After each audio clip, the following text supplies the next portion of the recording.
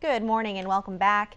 In honor of Georgia Music Month, Joey Stuckey is bringing in some one-of-a-kind interviews. This morning we'll listen as he talks with Karla Redding Andrews just days after her father's, Otis Redding's, 72nd birthday.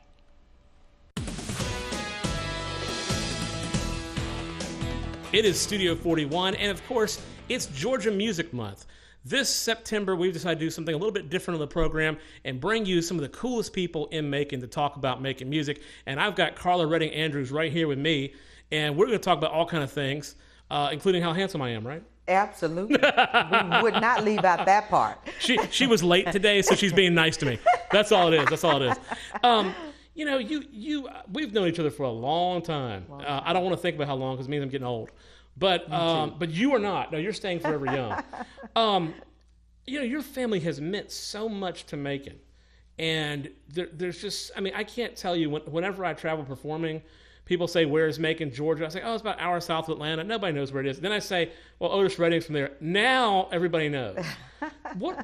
Tell me what Macon's meant to your family and some of your favorite memories about Macon music. Well, you know, Macon means so much to us. Of course, this is where my father worked. He did all of his business right here in Macon, and that is what we do. And we've continued to connect with this community as they continue to connect with us all over the years. And we're just blessed to be in a community that anytime we want to honor Otis Redding, they're always in 100% support. Everybody's ready to do it. That's right. Yes, that is right. 100% support. And now your whole family is musical. It's amazing. Except me now, Joey. Well, no, I've heard that there's a recording of you singing that's being held for ransom. Yeah. No, I'm kidding. I'm kidding.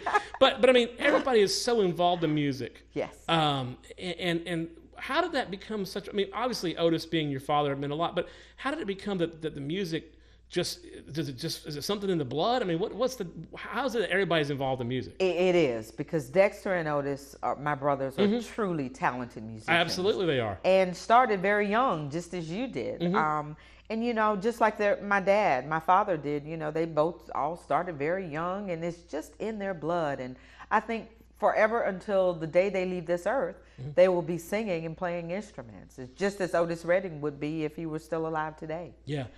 And what do you think with the changes in the music business, with the changes in technology? What do you think Otis would still be a big star or bigger today? I think he'd be bigger today, because I think he would make sure to keep the soul and the authenticity in the music. I think that's what we lose a lot today. Is everything's so synchronized and so computer generated. And Otis Redding was an instrument musician. I mean, he had to have the horns, he had to have the keyboards or a piano. And I think that's what Dexter and Otis do. You know, they love having real instrumentation when we do our Evening of Respect celebrations in September. Yes. You know, it's all a full-fledged band. They love to perform with the orchestra. Me too. And I just think that's where music should be. And I know that there are people who think differently, but I just think we don't care about them. Yeah, for this, for the authentic sake of music, we need to use those real instruments, and I think that's the difference in music today.